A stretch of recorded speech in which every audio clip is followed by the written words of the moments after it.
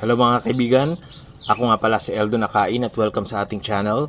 Ang topic na ating pag-aaralan sa oras na ito mga kaibigan ay tungkol sa mga negosyo na pwede mong buksan sa halagang 100,000 pesos.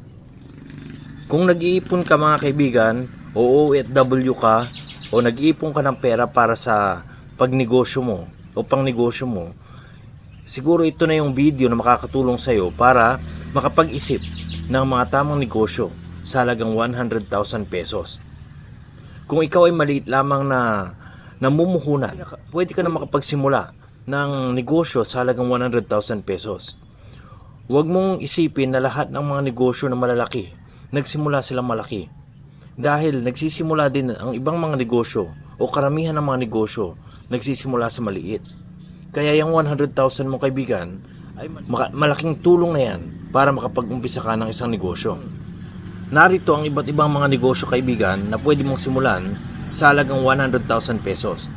Una sa ating listahan ay ang mga food businesses o food cart businesses na sa halagang 50,000 pesos hanggang 100,000 pesos ay pwede ka na magsimula at makapagsimula ng iyong negosyo sa maliit na halaga. Pwede kang magnegosyo ng siomai business, ng milk tea business. Pangalawa na pwede mong pagkakitaan mga kaibigan ay online reselling business. Kung meron kang namang cellphone, meron kang laptop, meron kang internet, pwede kang mag-online reselling business ng mga gadgets, ng mga beauty products, o kahit ng mga home essentials kaibigan. Pwede kang magbenta niyan. Magbenta ka kaibigan sa Facebook Marketplace o di kaya basta mag-post ka sa Facebook page mo ng mga product na gusto mo ibenta. At yan, dudumugin niya ng mga tao na palagi online.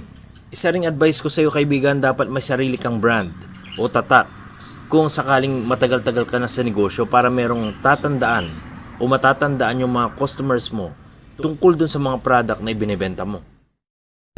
Ikatlo kaibigan na pwede mong paglaanan ng puhunan na 100,000 pesos ay laundry service o cleaning service. Ang kailangan mo lang dito mga kaibigan, syempre washing machine, mga detergent products, at syempre dapat magaling ka sa customer service.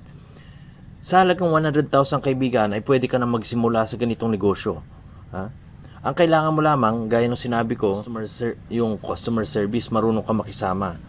Isa sa mga edge na pwede mong gawin para maging sikat yung laundry service mo ay mag-offer ka ng pick up and free delivery service.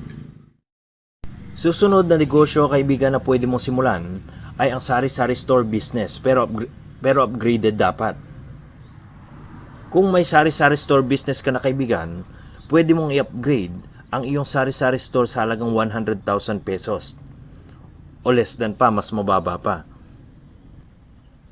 Pwede mong dagdagan ng mga mini grocery items yung negosyo mo, digital payment katulad ng GCash, at samahan mo na rin yan ng loading business. Siyempre hindi mawawala dapat sa iyong negosyo yung mga frozen foods at kahit na yung mga chichirya. At ikalima naman mga kaibigan, siyempre kung mahilig ka sa kalikasan ay pwede sa iyo ang organic farming o di kaya ay organic gardening. Pwede kang magtanim ng lettuce, ng herbs, ng mga gulay sa maliit na lote o di kaya ay mga container. Sa halagang 30,000 hanggang 80,000 pesos kaibigan ay pwede ka nang makapagsimula sa ganitong negosyo. Yung mga tanim mo dito kaibigan at naani mo ay pwede mong ibenta sa mga restaurant na malapit sa inyo, mga local restaurants. O ayan mga kaibigan meron na kayong mga tips, 5 tips kung ano yung mga negosyong pwede mong buksan sa halagang 100,000 pesos. Hindi mo na kailangan ng 1,000,000 bago ka pa makapagsimula ng negosyo. Ang kailangan mo lang disiplina, plano, at tamang diskarte sa buhay. So hanggang dyan na lang ang ating video mga kaibigan. Kung nagustuhan nyo ito at gusto nyo pa ng ganitong mga videos tungkol sa kaalaman, huwag nyo sanang kalimutan mag-click ng subscribe button at notification bell sa baba ng ating video para lagi kayong updated sa aking mga latest uploads sa aking channel. So that's all for now, and as always, have a nice day everyone.